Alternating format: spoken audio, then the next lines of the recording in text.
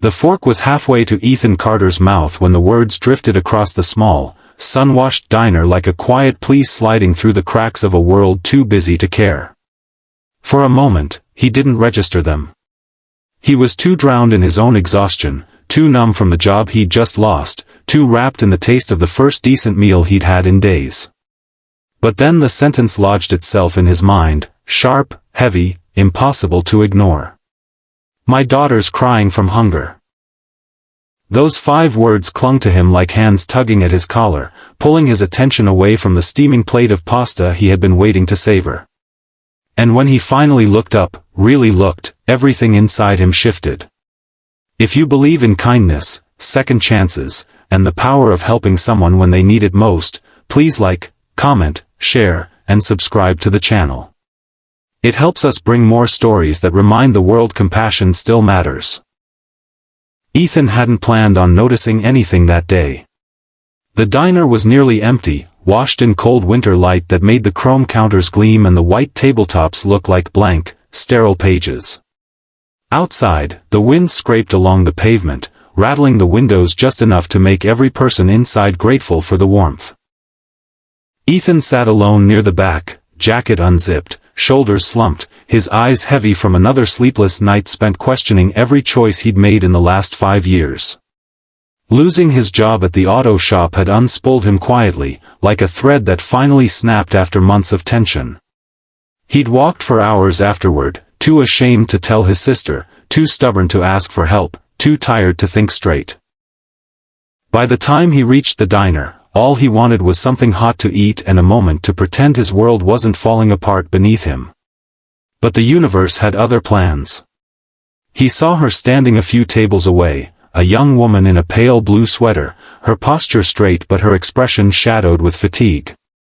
Her hand rested gently on the shoulder of a little girl in a pink hoodie, who stared at the floor as though it held all the answers she didn't know how to ask for. The woman looked like someone trying desperately to maintain dignity, even as desperation pressed hard against her composure. Ethan didn't know her name yet. He didn't know her story. But he felt something shift deep within him, like a small crack spreading in a wall he didn't realize he'd built around his own heart.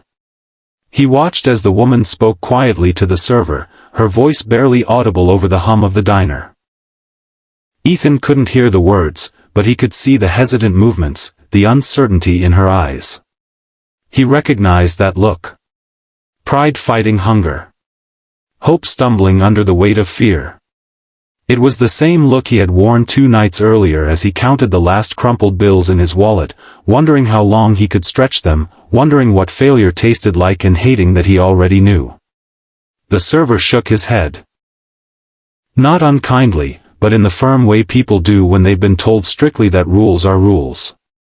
The woman nodded with a tight, embarrassed smile, though her eyes shimmered with the sort of exhaustion only a parent in crisis truly understands. She guided her daughter toward an empty table as if the simple act of sitting might erase the fact that they had no food coming. The girl wasn't crying now, but she looked like she could. Her small shoulders were drawn inward, her hands tucked into the sleeves of her hoodie as though trying to disappear into herself.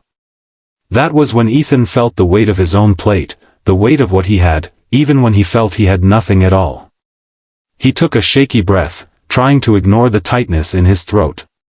He had spent days spiraling into his own mess, drowning in his worries, forgetting that the world around him held struggles far bigger and far harsher than his own. He wasn't sure what he was supposed to do. He wasn't even sure he had the right. But something inside him knew he couldn't just sit there. Not after hearing those words. He pushed his chair back. His legs felt heavier than they should, as if each step toward the woman carried the weight of every doubt and insecurity he'd tried to bury. He approached slowly, unsure of what to say, but knowing silence would haunt him more than any awkward conversation. When he reached their table, the woman looked up, startled. Ethan opened his mouth, then closed it again, fumbling for words that didn't sound like pity. He didn't want to embarrass her. He didn't want her to feel small. He just wanted to help someone whose pain echoed too closely to his own. He finally managed to speak, keeping his voice soft. He gestured toward the empty table and the little girl who now stared timidly at him. He didn't repeat her words. He didn't question her situation. Instead, he asked if they would allow him to buy lunch for them, or simply share his. What happened next wasn't dramatic. No music swelled. No onlookers clapped. The world did not pause.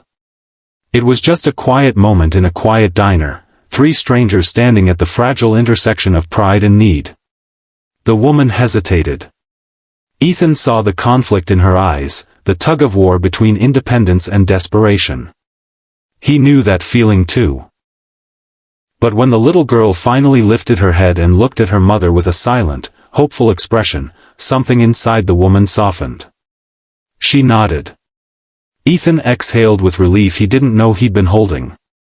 He asked the server for another 2 plates, ignoring the flicker of curiosity in the man's eyes.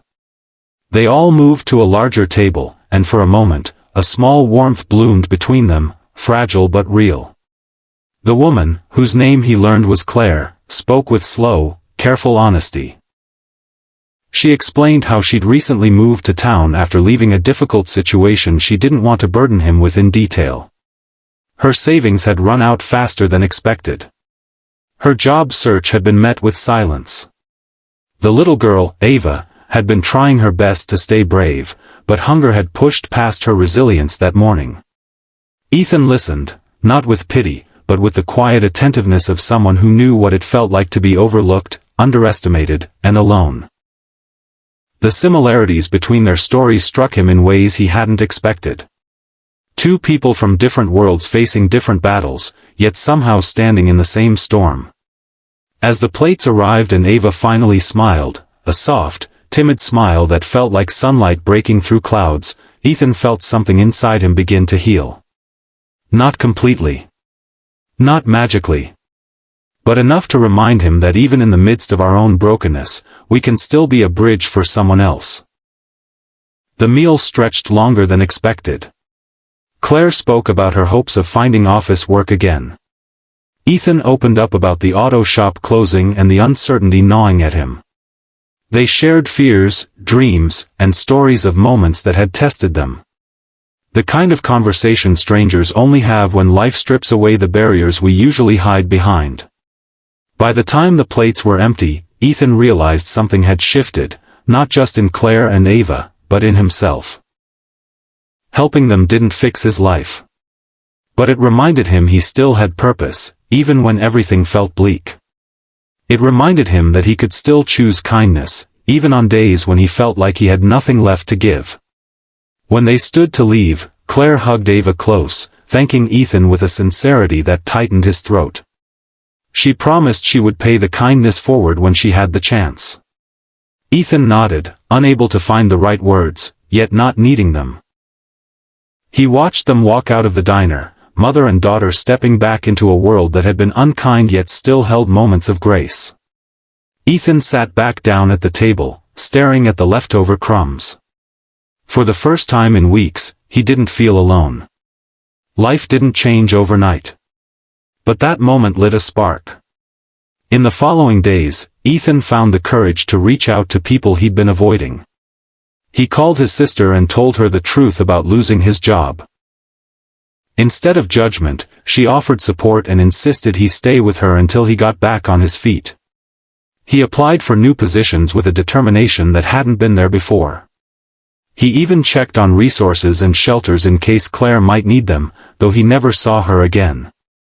But the impact she left was lasting. What Ethan didn't know, what he may never know, was how his small act of kindness shaped Claire's path too. Someone at the grocery store overheard her asking about temp work and offered her a lead. A neighbor saw her struggling with bags and introduced her to a local community group. And a few weeks later, Claire walked into a job interview wearing the same soft blue sweater, her posture straighter, her eyes brighter, because one stranger reminded her that the world still had good in it. Sometimes, the smallest gestures ripple the farthest. Sometimes, the people we help end up helping us right back. Even from a distance. If this story touched your heart, please like the video, share it with someone who might need hope today, and subscribe for more stories that remind us humanity is still beautiful. Before you go, please comment below. Would you step forward if you heard someone say, "My child is hungry"?